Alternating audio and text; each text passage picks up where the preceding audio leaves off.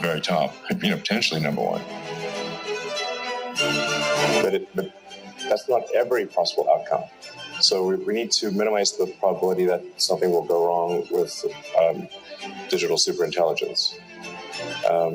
Yes.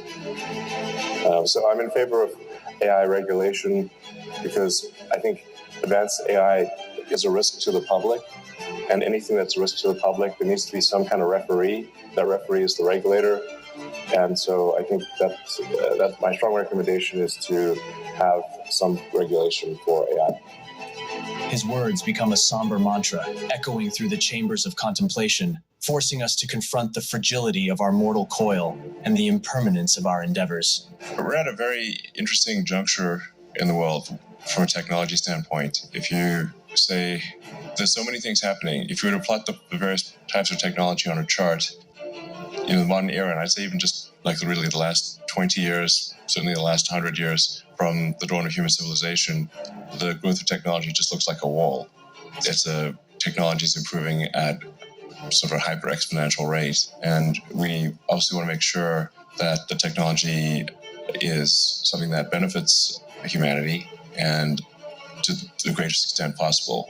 So, and we're going to go in depth into artificial intelligence, which is potentially the biggest civilizational threat. I say potentially, so I'm trying not to be sort of a scaremonger or something. But when you're talking about having something that is an intelligence far in excess of the smartest human on Earth, you have to say, at that point, who's in charge? Is it the computers or the humans? And there's some interesting ratios that I think are quite profound, like one of them being the ratio of digital to... Because the things that you see AI being able to do now, it's going to do much more with each passing year. Cars will absolutely drive themselves better than any person could drive. The spotlight narrows on Elon Musk, a messenger unafraid to convey a grim truth, provoking us to consider the impermanence of our journey in this vast cosmos. Yes, that's what I mean by AI uses as a weapon. And the pen is mightier than the sword. So one of the first places we have to be careful of AI being used is in social media to manipulate public opinion. So the reason that Twitter is going to a primarily subscriber-based system is because it is dramatically harder to create. It's like 10,000 times harder to create an account that has a verified phone number from a credible carrier, that has a credit card, and that pays a small amount of money per month, and have those credit cards and phone numbers be highly distributed, not clustered, is incredibly difficult. So whereas in the past, someone could create a million fake accounts for a penny apiece, and then manipulate, have something appear to be very, very much liked by the public when in fact it is not, or promoted and retweeted when in fact it is not, this popularity is not real, and essentially game the system.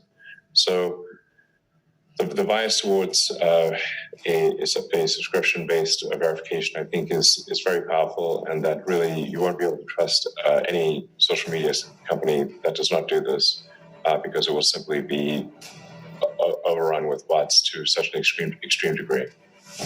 In this age of introspection, Elon Musk stands as a guide, challenging us all to recognize the transience of our worldly pursuits and encouraging us to find meaning in the moments that define our fleeting lives. AI will certainly be very disruptive because jobs will be different.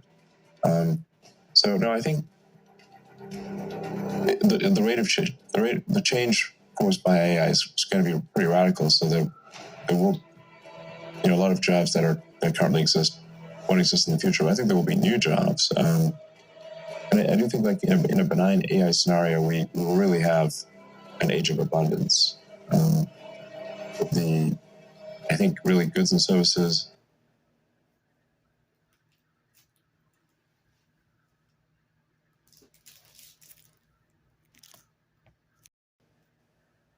artwork or that house, that neighborhood.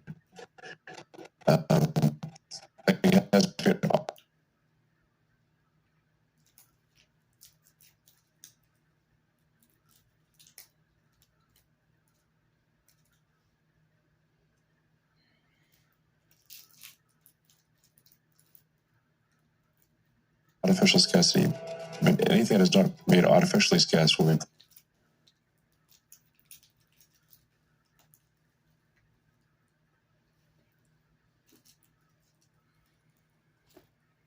services unless they're artificially made scarce, like it's specialized artwork, or you want that particular house in that neighborhood.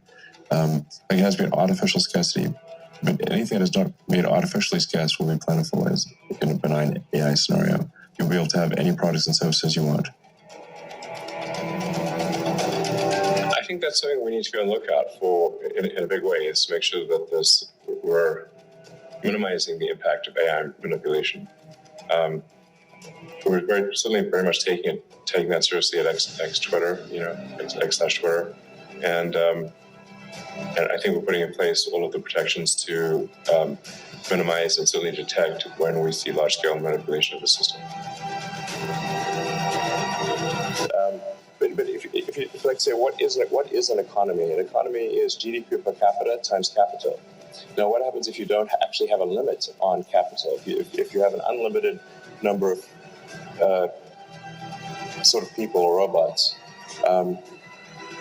it's not clear what meaning an economy has at that point, because you have an unlimited economy effectively.